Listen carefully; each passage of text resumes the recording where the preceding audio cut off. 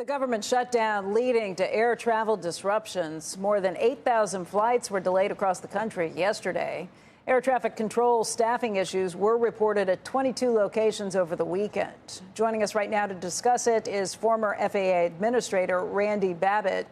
And Randy, how dire is the situation at this point? Are Americans who are flying less safe?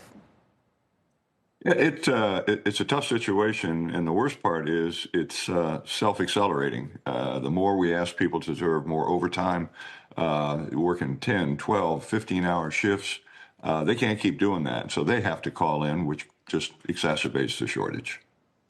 I mean, these are people who are asking to come into work every day, but we're not paying them. These are people who get paid, I think, on a monthly basis. Most government workers do. They're going to miss their first full paycheck come this Friday. What does it look like at that point? What have we seen? I mean, this is already the second longest shutdown we've ever seen. But what happens next from the perspective of how much you expect to see more fallout? Well, I would unfortunately imagine that if this continues, it will simply get worse. We started with a controller shortage anyway, which stems all the way back to COVID. The FAA, like a lot of companies, laid off excess employees. Traffic was down to 30% of normal. And so they did buyouts and things. But you don't just call them back. It takes years to train a controller. And the traffic came back far faster than expected. And now when you add to it the complications of the shutdown, no pay, we've got a royal mess on our hands.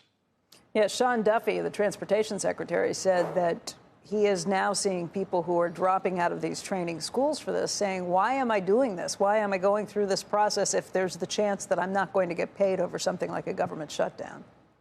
That's a problem, and I suspect, well, nobody has clean hands here, but picking and choosing who's going to be paid is like pawns in a poker game.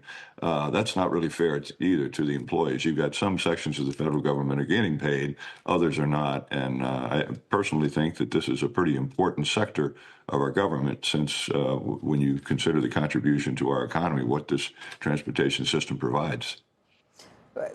How do you see a way out of this at this point, or at all? And again, back to that original question, are we less safe traveling at this point, or is this simply a situation where you're going to deal with a lot of frustrations and potential delays? Oh, I think you will. It's an incredibly complex system and interdependent. And when one area begins to have a problem, it multiplies. Example would be if the weather, was difficult in the New York area, busy area, and you had, shortages there. Well, that's going to back up into the system. You're going to have ground holds, ground stops. Flights get delayed, crews become illegal. The flight crews, they can't just, fly endlessly. And if they're 2 hours late, well, that means that's 2 hours they're not going to fly somewhere else today. So it's a self-multiplying problem, unfortunately. And I think the solution would be, the first step would be pay the people that are doing the work they're doing and put some of this behind us. But back to that original question, though, are you less safe flying today than you would have been a month ago? No, I don't think. The good news of the system is it's built around safety. And when we don't have enough employees, whether the airline is short of crews, whether the controller shortages are there, you simply just bring the system down. And you may see that. You may see that you just accept the fact we're only going to run 70% of the flights because that's what we can handle safely.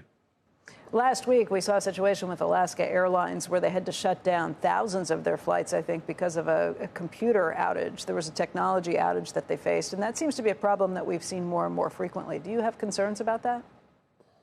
Well, yeah, not a concern, an operational concern. If I was a shareholder in the company, I would be worried. But what the biggest issue is, these airlines have incredibly complex, interwoven computer systems. They track the crew legality, passengers, weight and balance, all the things that need to be done. And there's hundreds of these systems.